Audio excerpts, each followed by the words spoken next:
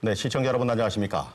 가뭄의 고통이 정점으로 치닫던 지난달 26일 영동 지역에 많게는 160mm의 제법 많은 양의 비가 내렸습니다. 참으로 반가운 비였죠. 네, 하지만 아직 영동 지역의 강수량은 부족합니다. 평년에 비해 한 3분의 2 정도 수준에 머무르고 있고요. 또 강원 지역의 저수율도 50%를 밑돌고 있는 상황입니다. 네. 완전 해갈에는 못 미친다는 거죠. 네, 일단은 한숨을 돌렸습니다마는 가뭄이라는 것은 하늘이 하는 일이어서 여전히 반복될 수밖에 없겠고요. 이제 우리에게는 항구적인 가뭄 대책을 세워서 실천하는 그런 숙제가 남았다고 하겠습니다. 말해야 할 때 분명하게 말하는 방송 뉴스토크 말씀 시작합니다.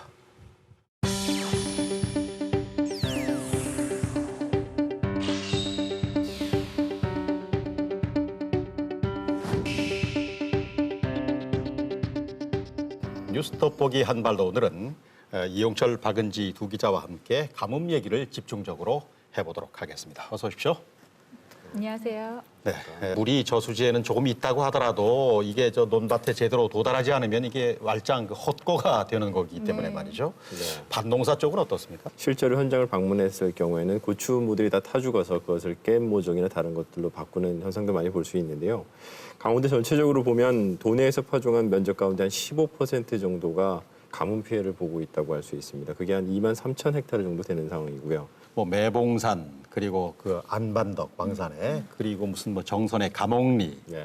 뭐 삼척 하장 이런 곳이 이제 대표적인 고랭이 그 채소 재배 주산 단지인데 그런 쪽은 그나마 이제 뭐 대규모 인원이 가서 덤벼들어서 뭐 도와주거나 이럴 수가 있지만은 소농 말 그대로 이제 그 소농의 경우에는 그런 지원을 세심하게 못 받을 수도 있겠다 그런 생각이 들어서 참 안타까운 그런 생각입니다. 네, 지금 당장 가뭄 피해를 겪고 있는 이 주민들뿐만 아니라 사실 이 여파가 만만치 않잖아요, 그렇죠? 네, 그렇죠. 혹시 최근에 장 보신 적이 있으십니까? 요즘 채소가 많이 뛰었죠. 네. 그렇죠.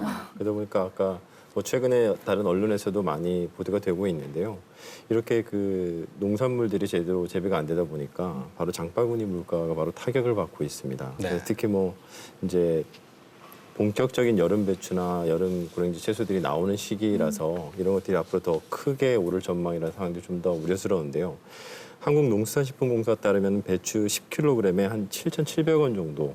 그래서 이게 어느 정도일까 보시면 1년 전하고 비교해 봤을 때는 87%, 한 3,600원 정도 오른 거고요. 네. 평년의 평균이 한 3,500원 정도 됩니다. 근데 그게 한 2배 가까이 올랐다고 볼 수 있고요. 그다음에 양파 같은 경우도 지난해 비해서 보다 한 3.3배 이상, 네. 3.2배 정도 급등했고요. 네. 그다음에 이제 무 같은 경우도 30% 정도 이상 올랐고 마늘도 한 40%. 그러니까 전반적으로 채소들의 가격이 많이 올라서 장바구니에 참 부담이 큰 상황이죠. 전 그것도 걱정입니다만은 채소라는 것은 뭐 가락동 경매시장 가면은 그날 아침 저녁으로 이제 그 가격이 등락하고 뭐 그런 네네네. 거기 합니다만은 가뭄 때문에 생산량이 줄어서 뭐 당연히 가격은 올라갈 테고 그렇게 되면 뭐 장바구니 물가 걱정한다고 해서 물가를 총량으로 관리하고 있는 정부가 뭐 또 외국에서 수입할까 봐 말이죠, 농산물. 그렇게 되면 또 농민들 가슴 아프게 하지는 않을까. 그게 걱정이에요, 저는. 그렇죠. 몇 년 전에 네.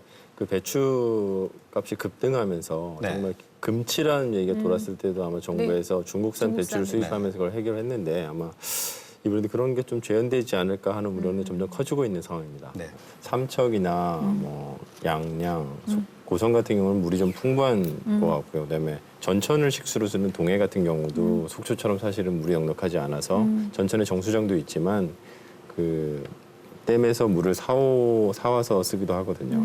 그런 부분들. 근데 그런 데서 좀 저희가 같은 강원도에서 그 좀 벤치마킹 할 수 있는 곳이 원주와 횡성 같은 경우라고 볼 수 있겠습니다. 네. 거기도 원주 같은 경우는 워낙 인구가 많은 데다가 사용량이 많기 때문에 기존의 치수원으로 부족했는데 그걸 횡성에 있는 횡성과 연계를 하면서 공동으로 쓸 수 있는 공간을 만들고 그걸 통해서 다시 상생하는 방법을 찾을 수 있는 것 같거든요. 동해 망상 지역 같은 거 사실은 물이 부족하기 때문에 강릉이 옥계 그쪽과 연계가 된다면 훨씬 더 그런 수자원에 있어서는 부족한 부분을 메울 수 있을 거라고 보고 있는 전문가들도 많습니다. 네, 4대 문명도 강유역을 중심으로 해서 발달했습니다. 역사상 수많은 왕조의 흥망성쇠도 물에 기인한 바 대단히 큽니다. 치산치수는 국가의 운영의 기본이다. 그런 얘기 우리 흔히 많이 하죠. 일단은 가뭄으로 고통을 받고 있는 사람들을 위한 적시적절한 대책이 우선은 필요하겠고 다음으로 매년 반복되는 가뭄에 대한 근본적인 대책, 항구적인 대책을 이참에 좀 마련해야 되겠다는 말씀을 드립니다. 아울러서 국민 개개인이 물을 늘 아끼는 실천, 생활 양식이 필요하겠다는 생각이 됩니다. 비가 온다고 해서 가뭄의 고통을 결코 잊어서는 안 되겠고 이것을 교훈으로 삼았으면 싶습니다. 박은지, 이용철 두 기자였습니다. 수고했습니다.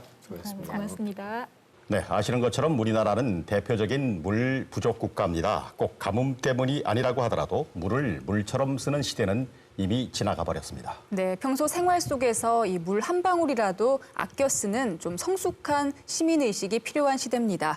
그리고 물 절약을 실천하려는 노력도 반드시 있어야겠고요. 네, 사람이 망각의 동물이다 이렇게 말합니다마는 해갈이 됐다고 해서 지독했던 가뭄의 고통을 잊어서는 안 되겠죠. 수자원의 통합 관리 등 항구적인 가뭄 대책 지금부터 차근차근 세워 나가야 되겠습니다. 뉴스토크 말씀 오늘 순서는 여기서 접습니다. 여러분 고맙습니다.